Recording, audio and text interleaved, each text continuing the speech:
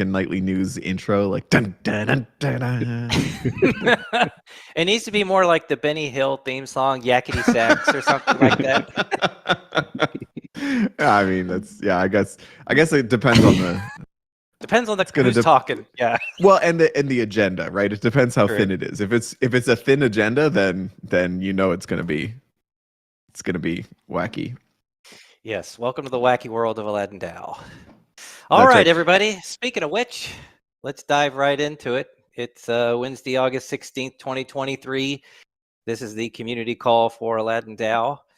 And we're here with the whole team, the whole crew, and we welcome you to listen to us as well. And looking forward to diving into it.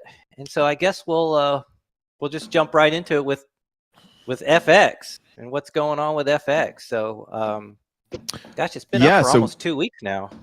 It is, and the window is closing for people to get in and get some beta funds deposited and kick the tires on this thing. We are creeping up on 850 ETH, and remembering that we are operating under a 1,000 ETH cap to start with. So I would strongly suggest that if you've been sitting on the fence and biding your time here about when you might want to give it a try, I would jump right in and mint yourself some FETH or some XETH, and that's going to be up to you. If you do you want to stable or do you want to go long? We were talking before the recording started about how it's been kind of a shitty sideways market, and actually for me that highlights the power, it really highlights the value of XETH, because there's nothing worse than just a sideways market for a typical perp buyer, right? Because it costs so much in funding. Like, if the market is just going sideways, you're losing, right? Whereas the magic of XETH is that buy it when you've got you kind of buy it whenever. It doesn't really matter, because if the market goes sideways for a long time, you just ride it out. You're not losing anything. You're not paying those funding costs. And it again, just by way of my sales pitch here, which, by the way, I'm mostly pitching it to myself right now. But it's just one of those things where it's like, it really, we talk about it like a perp, but it's really so different. It's a new primitive. It is significantly different than any kind of perp position that you can take on like a GMX or a central exchange or anything like that. It's funny. I was on Leviathan News on last Friday, and I was talking with those guys, and Sam on there was like trying to figure out like how we were like raking people over the coals or whatever. He's like, oh, so there's like a hidden fee that you pay? Because I was telling him about Steve. I was like, no, not really. I was like, you just buy it and hang on to it, and that's it. There's no fees or anything like that. And it's kind of it's such a new and novel thing. I think we're still like we're going to be in the education phase for a while, trying to get people to understand that. But exactly. I mean, and to be fair, I mean, if you wanna lay it out there, the thing that you lose, you mint these things with staked ETH. So you give up the yields of the staked ETH in exchange for either stability or leverage, right? That's the trade-off. There's no secrets or traps or anything. It's just a simple trade-off, and it's a pretty useful one. Yeah, it looks like right now we've got about 2/3 of the system is in FETH, and then about a little over 1/3 is in XETH. So, and that makes for a leverage of over 2.5, and you can get XETH for 97 cents right now. That's right, it's a bargain. It's on sale. Cents. Although it is it's still only available, and I guess we should probably be clear here. It's still only available to mint through the website, and so when you mint through the website, you do pay the minting fee. Now we are as we move through our items on our agenda here, we are looking at expanding and creating some on-chain liquidity for these tokens. And that's something that we've actually been working with Michael at Curve. He's been a little busy over the last couple of weeks, so we tried to not hassle him too much. But now that things have settled down there, his head's back in the game, and he's giving us a ton of help, making sure that the pool parameters are going to be perfect for these for the liquidity pools for FETH and XETH. So to start with, we're going to be looking at getting some XETH pools spun up as soon as possible, and that's going to be paired with Curve USD and with Frax BP. And so we're going to hopefully get some liquidity support from Curve and Frax for each of those two pools. And then we'll have some on-chain liquidity. Now, coming sometime thereafter, I think there's a little bit of extra work required, but we're also going to be looking to spin up an XETH pool as well, and that's going to be XETH with ETH, and so that'll be another bit of on. Now, once that liquidity pool is up, then it really kind of opens up the possibilities, because you can start trading it. There's no more concern so much about the mint and redeem fee. That's all going to be taken care of by arbitrageurs, right? Mm-hmm. And then if you wanna take an XETH position, you can just swap into it right on Curve as you would. Yeah. So that'll be interesting once those pools get spun up, and to kind of see kind of how users approach sort of FETH and XETH, in terms of either minting through the website or trading on Curve. So we're just kind of it's all a grand experiment right now. So just keep your eyes peeled for that. Yeah, exactly. And I mean, I hesitate to do this to everybody here, but like, I hope something happens in the market soon. Man, I mean, I hope for a specific thing to happen in the market soon, but like some kind of movement on ETH would be great. The genie heard your wish. It's all going to be ironic twists now. But I mean, listen, worst case scenario is I'm going to get an even better price on my XETH, right? So, but let's have some kind of, listen, if the people who manipulate the market, if the cartel's listening right now, let's have some movement on ETH price so that we can watch FX do its thing. Oh boy, yeah, just we've reached the praying stage of DeFi markets. No, I'm not praying. I'm specifically asking our any cartel members. I assume Charlene is part of the cartel, and yes. So I'm hoping she's going to pass that message on to get the ETH price moving. That's right. Gosh, let's get this train out of the station. Exactly. Okay. Well, speaking of kind of happy surprises and in DeFi, we've got our 0.5% TBD allocation of tokens. Those are the FX airdrop for our early adopters. Mm-hmm. So, yeah, the worst kept and most obvious secret in the FX history. Yes. Well, you know, it's all good, right? Yeah, so, surprise! We're going to do the same thing for FFX that we did for every other product we launched, because we think that people who help out with developing these protocols and who use them early deserve some compensation for the risk of that. And so we've got some idea now, but we wanted to make sure that everybody knows that if you helped us out with the test network, and you remember that was on Sepolia, and then later on Falcon. Oh, what was the name of it? Falcon, right? Falcon. Thank you. With testnet testing.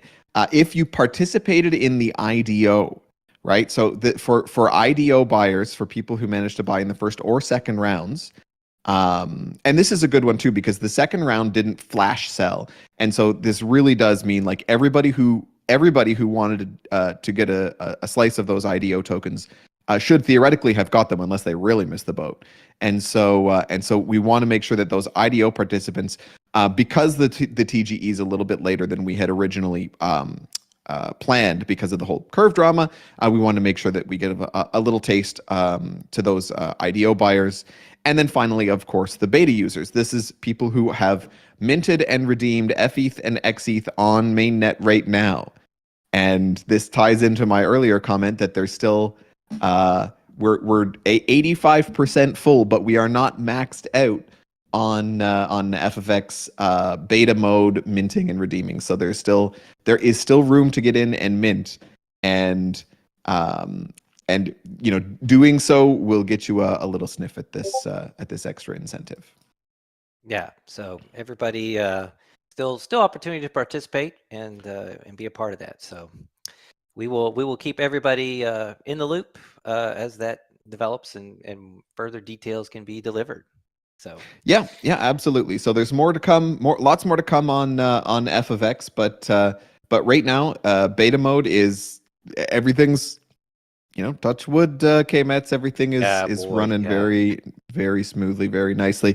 And if DeFi and ETH price starts to get a little rocky, then we're going to be able to get to see this thing do its stuff. So looking forward to that.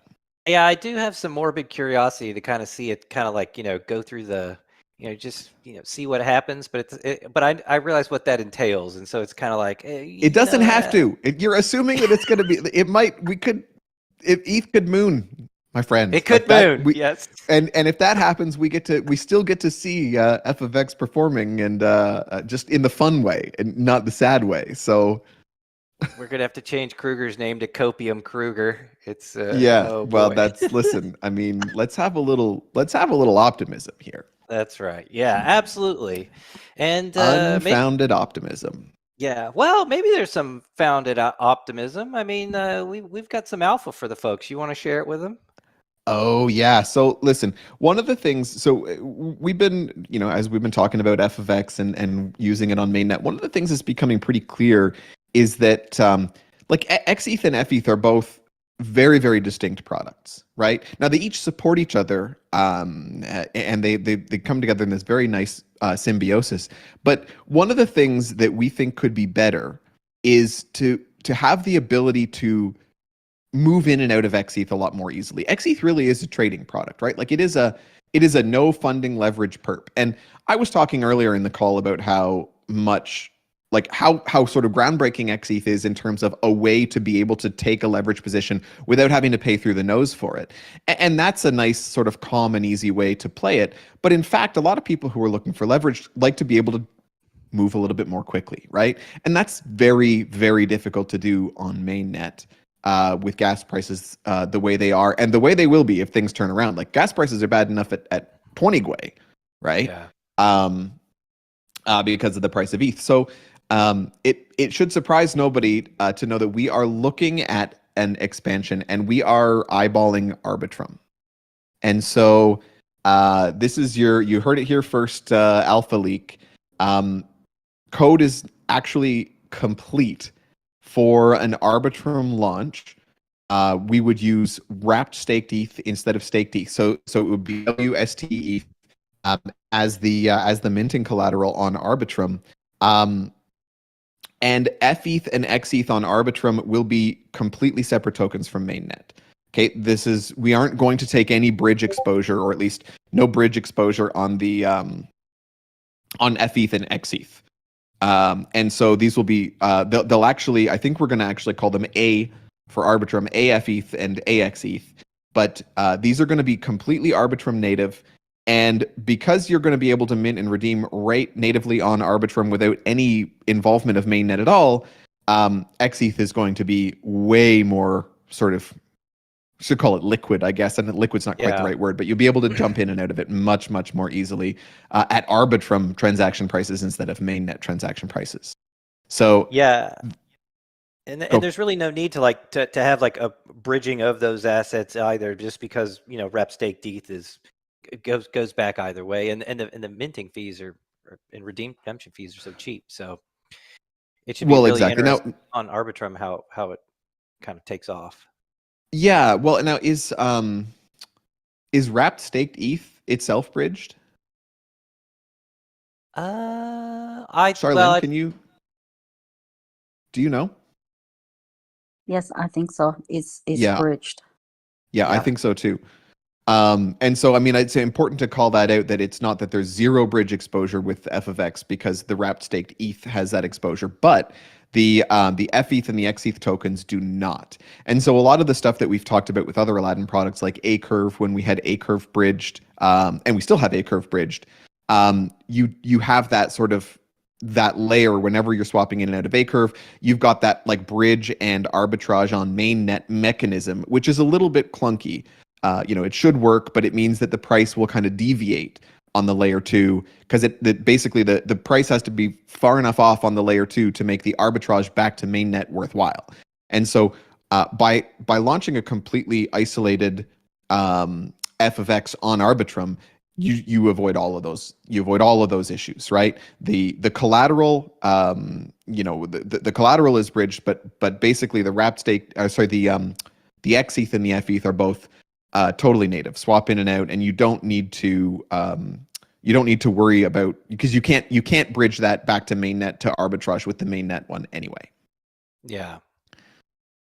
So it should be pretty cool. So that's kind of like we're in sort of like the exploratory discussion phase right now. But as Kruger was saying, Well, and we are Go in ahead. touch with the RB ecosystem folks. We are to talk about how to launch on Arbitrum, potential partnerships and launch strategy over there.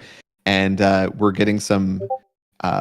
Let's just say we're having good and interesting discussions, and so I think that we'll be able to find a great way forward to be able to launch on Arbitrum with a bang. Hopefully soon, but that's in process right now. Exactly. Yeah, I'm excited, man. Like I think there's a lot of use cases for XETH over on RB. So it'll be pretty. Well, cool. I mean, I think there's uses for it everywhere, but I think you can, once you can move in and out really easily, it takes away some of that friction, right? Like I've talked about this before. I complain about mainnet all the time because I worry a lot. That's why my friends call me Whiskers, K-Meds. and so every time I make a position move on mainnet, I'm always worried, like, okay, well, do I have to, is there any chance I'm going to have to unwind this in an emergency way? And is there any chance that gas price is going to be like, some douchebag is going to be running a stupid NFT mint at the moment when I absolutely have to unwind this thing, and the gas is going to be 600 Gwei? That's the way I think, which it's the amount of times it's a dark I have place being in my head.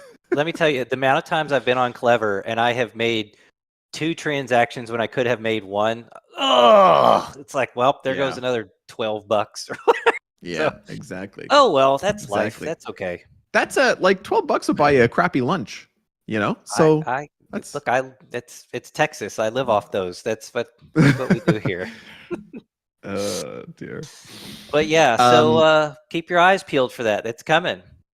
Yeah, absolutely. Just little alpha leak and something to look forward to. Yep. One more thing for FFX, we've got a Twitter space in I guess Mandarin tomorrow. DeFi Cheetah and Howie at 12 p.m. UTC. Is that did I get that right, Charlene? Yep. All right. I'm probably, like, I might listen in. I'm pretty sure I know two words in that language. I think I know Niha and Shishe, but I'm probably mispronouncing both of those really badly. So, I'm going to go ahead and just maybe let Charlene catch me up on how that goes. You know exactly 100% more Chinese than me.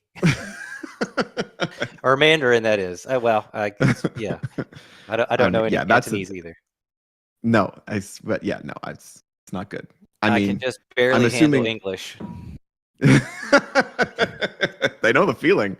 Yeah. English is a terrible language. I love it, but it's a terrible language.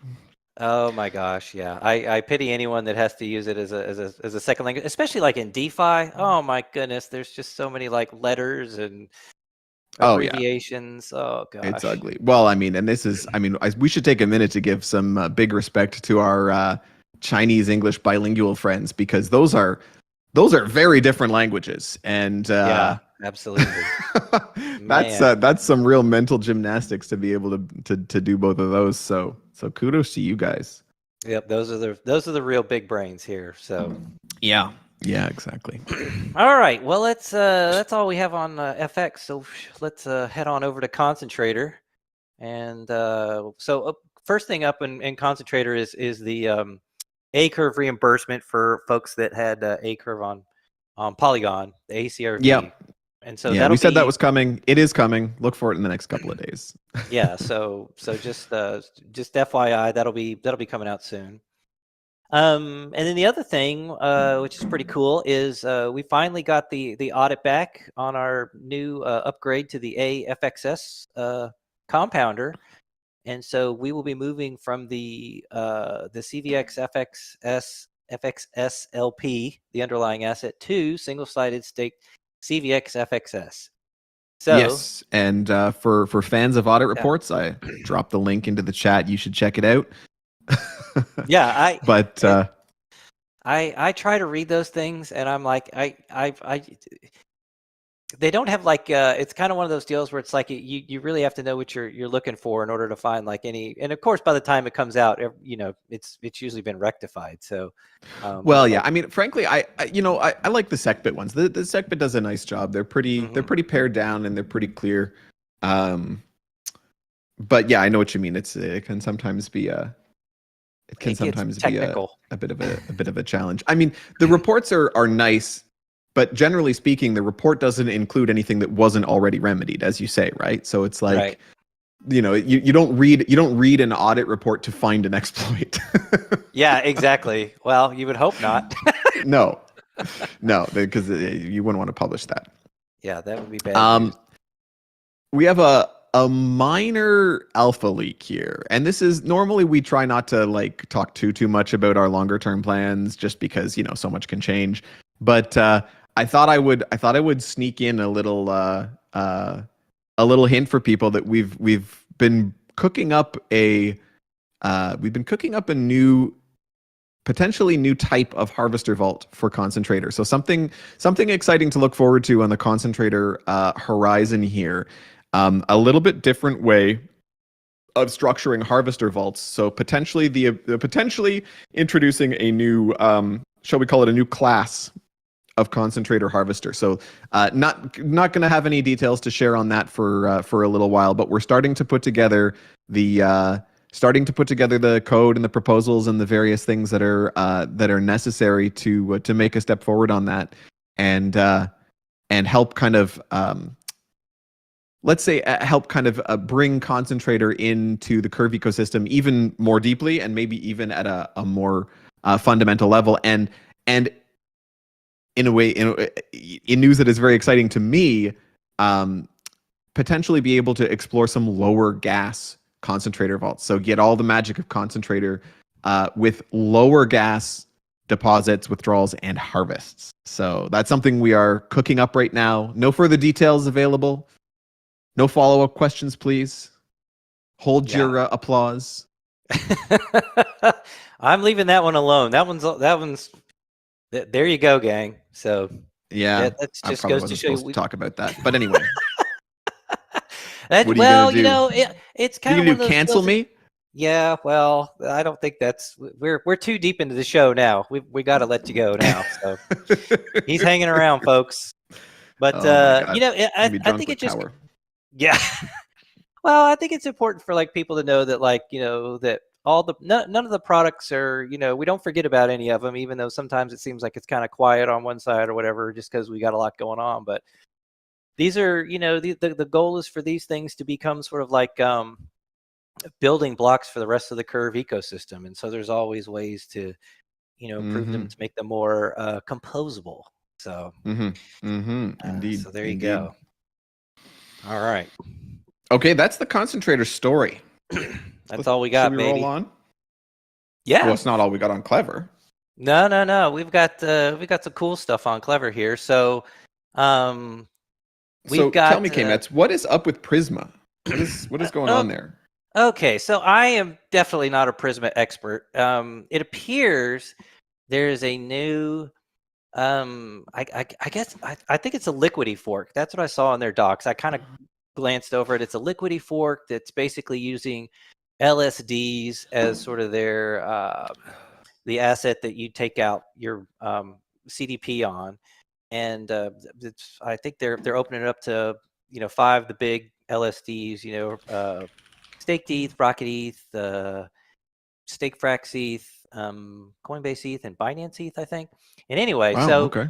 Yeah, so they're doing that, and then you'll be able to, just like Liquidity, it'll have a stability pool, but unlike Liquidity, they will be utilizing Curve incentives to essentially attract various different types of these LSDs into their protocol. So Okay.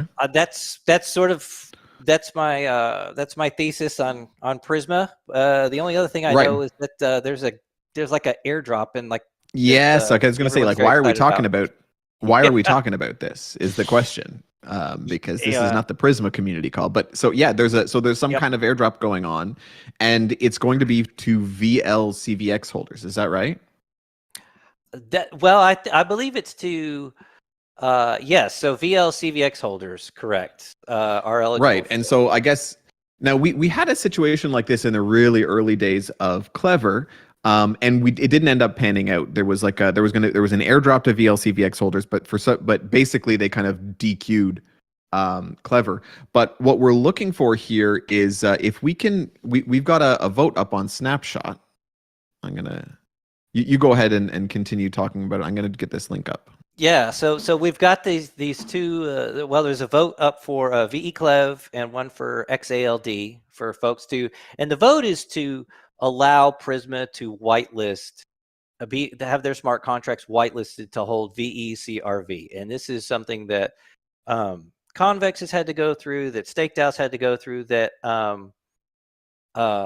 believe we had to go through it in order to be able to hold VeCRV for concentrator, if I recall correctly. So this is sort of like a curve, basically, has people go through a process just to make sure that they're, as you're basically handing governance over to other protocols, and so it's basically a way for them to sort of like make sure you're aligned with the rest of the ecosystem and whatnot. And so this is a we're trying to support Prisma because and potentially looking at being able to earn an airdrop for users of Clever, for people who have CVX deposited and control that VLCVX. Right. Yes. And it's protocol level airdrop hunting. Exactly. Yeah. Wow. I hadn't thought of it that way. That's crazy. We need to. Can we do more of that? Maybe. I don't know. But so it's up right now. I think there's maybe like 24 hours or something left to go and vote on it. Yeah. So I mean, Prisma. It looks like from what I've seen, they've got some pretty graphics and they've gone through some audits and some big investors. So. Go check it out and vote however you feel is best for the community and for Curve. Yeah, so just to be clear, this is a Clev vote, which of course is reflected through to ALD. ALD controls their. I just want to check with you. Where should I dump the garbage? Garbage. Garbage. Yeah. Uh-oh. What is it? We got an open mic, or is that somebody with a question? No, I don't know. I didn't. Okay. Well, we got derailed for a second, but anyway. So right, yeah, I'm gonna go ahead and server mute Ethos Moore. But drop your question in text. I'm sorry if I just muted you while you were trying to ask a question. I'm sorry about that. Just drop your question in text. But if it was just an open mic, then okay. I mean, you're muted. So we were saying, this is a VeClev vote, and this is to exercise the governance power of the CVX held by Clever. So obviously it is VeClev that exercises that governance power, as we have established, and then of course XALD gets to vote because they control a share of VeClev, and a healthy one. So if you are to vote for the whitelist on Curve, do your due diligence, but this is the last day for it, and know that there is actually potentially something in it for Clever depositors. So. Correct. Check it out. Yep. So, and then the other thing that we have on Clever is the emissions were cut quite significantly last Bribe Epic, and they will be cut again. And the reason why is because due to our Clever emissions reduction proposal, we have been, if you haven't noticed and you haven't been, following if you don't just have like Etherscan up on a stream like me, then you would know that we've been buying some CVX, we've been purchasing some SD CRV, just managing our ability to engage in bribe assets. That's right, and this is all, as you mentioned, this is all outlined in the emission reduction proposal. We are using Aladdin Resources and we're maximizing our ROI on those resources by mixing up renting and buying Curve ecosystem assets. So we've got we've got a 90-day rent on some VE-SDT, which is boosting our SD Curve voting power, and then we've also acquired some CVX. Using again with revenues that have come in the Aladdin ecosystem, and so we're using those resources in order to cut down on the emissions required for Clev, and while still keeping the yields on the pools the same. Yeah, so here in the pretty near future, this means that the stream of Clev emissions to the Clev ETH pool will be no longer, and so because the incentives will be just strictly through the Curve convex pools, which does mean that you can move your liquidity over to Concentrator and collect I think it's either ACRV or AFXS for that one, but just be aware of that. And then the only Clev emissions that'll be going out to incentivize liquidity is for ABC CVX.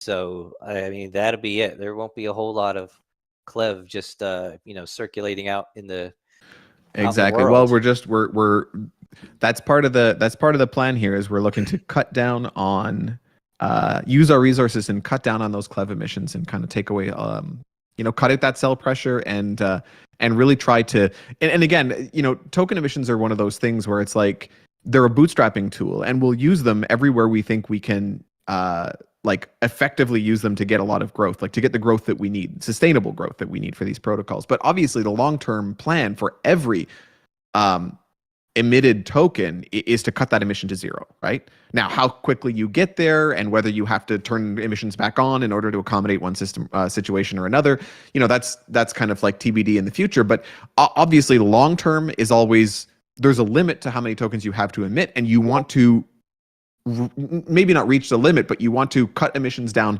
as soon as possible, because the less emissions you have, first of all, it implies that you have a sustainable protocol on its own, and also it just accrues more value to the tokens that are in the wild already.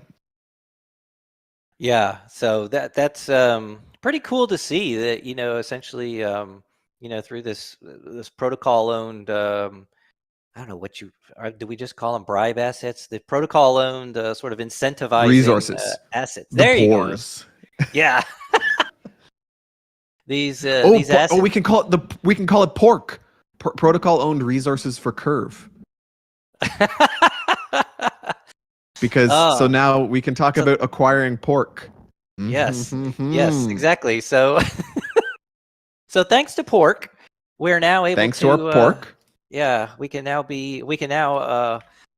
hog a whole lot more of the Clev tokens within the protocol. So, and hopefully help rebalance the Clev CVX pool as well on Curve. So that's one of our big goals as well. So, so that's pretty exciting that we've kind of reached that stage pretty quickly. So we'll just keep on keeping on with that. And then, yeah, absolutely. And I mean, it's, as you say, it is really, this is one of those, it feels like it might just be an implementation thing, but there's a pretty exciting big picture story here, which is like, the more that these protocols grow in their capability, the more powerful they become without needing to rely on emissions. Just, the closer we get to this like full self-sustaining world. And I feel like it's going to be like, slowly, and then all at once kind of a thing. Yeah, so it's kind of cool to see us kind of like moving those steps. I guess soon Clever will be like, it'll have less emissions than Bitcoin, which would be that's kind of wild to think about. So gonna be crazy. So I mean, price wise, we're already at less emissions than Bitcoin, but well. It's oh man, it's just so depressing to think about all that stuff. Oh geez. Let's move on to something exciting. Yeah, I guess so. Actually, all right. We don't really have anything exciting to move on to. We have a final follow-up comment, which is that we are still cooking the VE-ALD proposal. As we mentioned last week, that is in the wings, but just waiting as we continue to let the sort of FFX launch sort of stabilize and basically get that project underway and started in a sort of want to get through the initial chop. And then once we're out of that, then we're going to go back and focus, as we've talked about many different times, about how we're going to go back and do the the big restructuring on ALD and turn on vote locking and all of that kind of stuff. So that is coming, but nothing new to report on that for this week. Yep. I think that's all we got for the protocols. I think it's time. And Charlene, for those people who have been tuned in the last few weeks, Charlene was traveling. She is back. She's back in her palace, right? All of the servants that she has surrounded herself with it's been well taken care of. It's all clean. She's on her throne, and she's ready to give her edict, her macro update. As usual. It didn't have to go first this time because of traveling. The decree, that's right. Yes. That is so funny. I'm ready to fight the market. Oh, thank goodness. Thank goodness. All right. So let's go, guys. So I will share some charts for this week. Oh, awesome. Since Kruger has been asking for it, and you can have it. So July CPI number came in higher than last month, than June, but lower than market consensus. Again, this gives maximum flexibility to what Fed, want to do at next month meeting.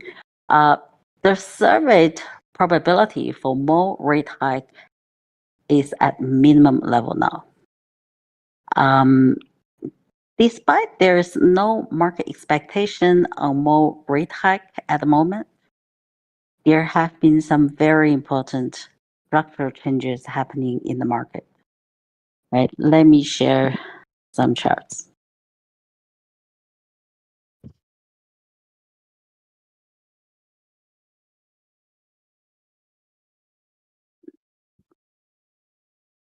Okay. The spread for 10-year and 2-year Treasury bond yields, and the spread for 10-year and 3-month Treasury bond yields. We talk about the inverted yield curve many times on this call, and it implies that the economy is heading into recession as people are not confident to borrow and invest long term. And 2 more charts.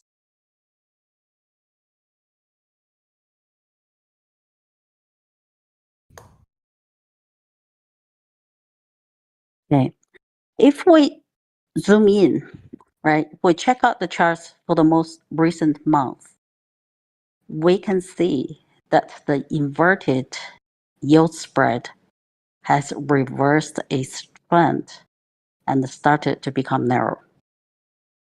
Right? How could the inverted yield spread become narrow? Right? Either the long end yield goes up, or the short end yield goes down. Right? Yeah.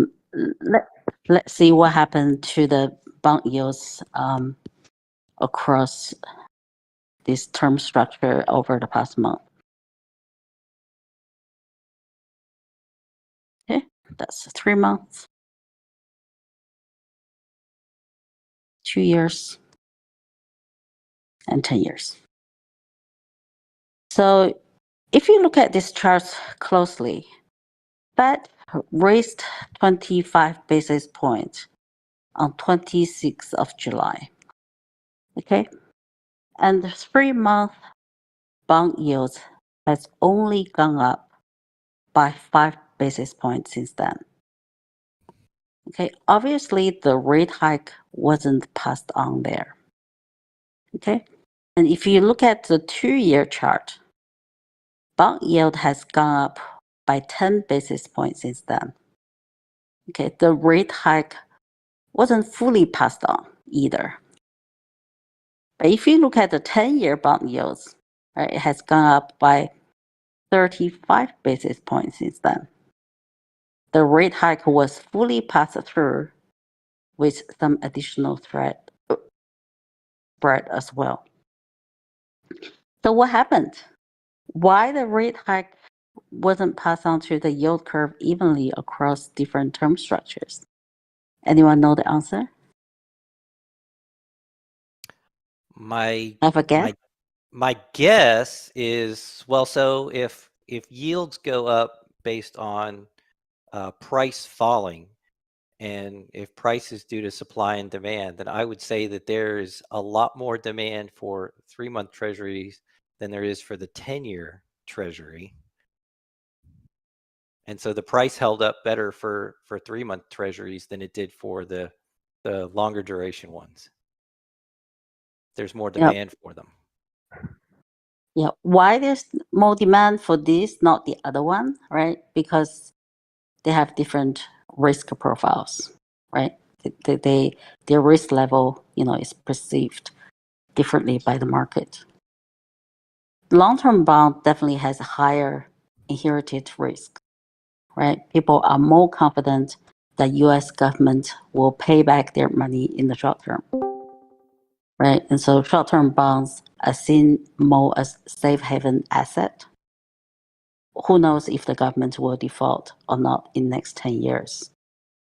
So there has been some flight to safety from long end to the short end, right? And to have so much pricing support on the short-term bonds, right? There must have been a lot of capital flooding into that structure, right? Because to fight against this rising rate. This is also, let me give you another chart. Okay, this is also evidenced by the dollar index movement in the last month. The dollar index moved up over 2 points since the last Fed meeting. 2% is a lot, right? Because this is US dollar. And people outside US in the offshore market have been buying dollars, right? And short-term treasury bonds as flight to safety and earn high yields as well. So it is bad to have inverted yield curve and the widening spread. It is actually worse, right? When the inverted yield curve spread narrows. It means that people are moving capital off risky assets. And it will have deep implications on liquidity for all assets globally. This is really bad. Okay. Uh-oh. And so, will crypto survive if the big collapse is coming? Right, I've been calling the big collapse for a long time. It never happened. So, right, just take this as entertainment. I don't know. As an asset class, right, it lacks sufficient and meaningful statistical support to tell what it really correlates to. Right, crypto really just exhibits more quantum physics characteristics right now rather than follows classic physics rules. And hopefully the hold power will keep it up there. Well, Charlene, this is And not the fight energy I was expecting for this one. Definitely. Oh no! I mean, All this right. Charlene might have to sell her throne. She's definitely deep I'm into the well- late rounds of the fight. That's Yeah. for sure. Yeah. I'm well hedged. Oh, I see. The throne's fine, is Oh. what she's saying. K-Mets. The throne's not going anywhere. Yeah. So we know a lot of our DeFi friends, right, are placing capital to treasury bonds these days. Hopefully they are on the short end of the curve, right, and not on the long end. And hope the Fed will not raise rate further. it has really come to the point that the market may break anytime, right? Otherwise, it will put more pressure on the value of the bonds, and of course, may cause more liquidity crisis to the financial institutions that our DeFi friends place their order through, right? And to the stablecoin issuers hold their treasury assets with. So actually, it's very sad, right, to see that DeFi is turning into a rat race to bring RWA on chain. Just last comment: crypto is, a paradigm shift because it brings us from an information asymmetric world to an information symmetric world. So I think Adi is going to stick to the underlying principle of this paradigm shift and only works on things that can be verified on chain and things that will bring new information and new structure to the world. Right? To move the same assets around is what internet finance is about, not DeFi. And crypto can only be qualified as a new asset class because new value is created through human coordinations from decentralized network. And that's it for this week. Hopefully you guys are happy with the fight. Yeah, you got there in the end. Yeah. Well, so now I'm like taking bets on whether Charlene is Satoshi Nakamoto or not. That's what we really need to Oh be. yeah, no, I don't. Well, I for one appreciate the well researched slide deck that you put together, Charlene. That's pretty great. And I appreciate the entertainment value. It's always good. Oh yeah, for sure, for Yeah. sure. And last bit of advertisement is it's perfect timing to hold some FEs, and it's always perfect timing to hold some XEs, right? As you don't That's need right. to time the market at all. That's a good. No timing needed. We need to get that meme going. It's Do I need to leverage start- with no timing. Oh yeah, You that's don't need actually really market. good. Time the market. Right? The first ever leverage product, you don't need to time the market, right? Because Yeah, it's normally yeah. very expensive and risky. So you need to time the market right to make money when you add leverage. I like it. Yeah, let's get that meme rolling. The first ever leverage product where you don't have to time the market. Yeah. That's We need to pretty All right, need, guys. need to make it more glib Keep before it's a fighting. meme. But yeah. Oh boy. Okay. all right. Keep Well, you know fighting. what? And Keep fighting. we're gonna keep fighting, and we are gonna celebrate that we got through this with 6 minutes to spare. K-Mets. Well, I Discord got high five, my friend. Discord way up top, sir. Way up top. Yes, absolutely. Yeah, I think we're just gonna have to slog through another week of these markets doing what they do. So it's gonna be pretty interesting to see how everything shakes out, especially coming up this fall. So Yeah. Who yeah, knows? sounds good. Sounds good. Yep. I'm gonna keep doing my thing, which is investing in just taking it in the shorts. Guitar. Yeah, well, I mean that. Yes, I mean obviously, and I think I've got a better chance of. I think I got a better chance of maintaining my capital if I buy a guitar.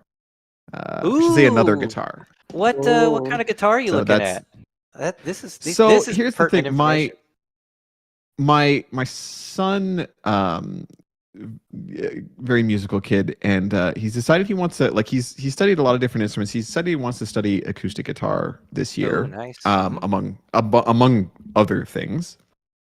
And but my old my old guitar is like it's too big. It's a full size. He's just little. Like he's 10. Mhm, mhm. So I've started to explore this world of 3/4 size guitars. Have you seen these? I've seen some of There's- them. Yeah.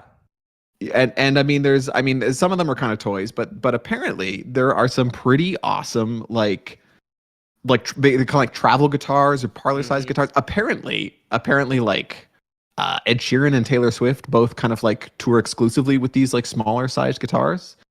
So they are legit instruments. And so I'm exploring that world right now, and I've got my eye on this Taylor that looks like And so what'll happen is I buy the guitar to add to my collection, and then I grudgingly let him use it to learn. That's how it works. That's In pretty my cool, house. though. That's pretty cool. I actually have a Canadian acoustic guitar. It's a Seagull brand, and it's pretty great, man. Ooh.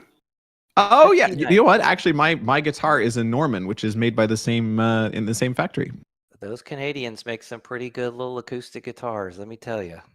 Yeah, I'm a big fan of my Norman. You have a cutaway on that, or is it just like a dreadnought style? Yeah, just a dreadnought, no pickup, no electronics. It just but Oh, man, okay. All right. it's a Yeah, yeah. gorgeous sounding guitar. And little fun fact about me, I used to play in a cover band, so that was. Oh, is that right? That's right. What did you I bel- cover? Were you like a Well- specific genre cover band, or just It- like everything? It was kind of a little bit of everything. It was kind of Just or short-lived. just exclusively disco? Yeah, it was a Zydeco funk mashup with hip hop and polka. It was a ska. It was a ska band, wasn't it? Don't lie. It was a Yeah. ska band, and it was 1998. Yeah, and I you- played the you were electric yeah. gong, and it was a lot of fun. So yeah, no, that's cool, man. Yeah, guitars are they hold their value well. They're like the Yeah. stable coins of musical instruments. So That's very right. cool. Well, I feel more confident holding guitars than I do holding tokens right now. Looking at watching my on-chain net worth plummet over the last. Oh boy. What can Well, you do? we've chased off everybody, so mission accomplished. Yep. All right. Well, we will call it a ball game, everybody. So appreciate everybody tuning in for the community call this week, and we'll see you on Discord and see you later. Yep. Thanks for Yep. coming, everybody. Catch Yep. up later, guys. Bye. All right. Bye. Thank you guys. Okay, bye.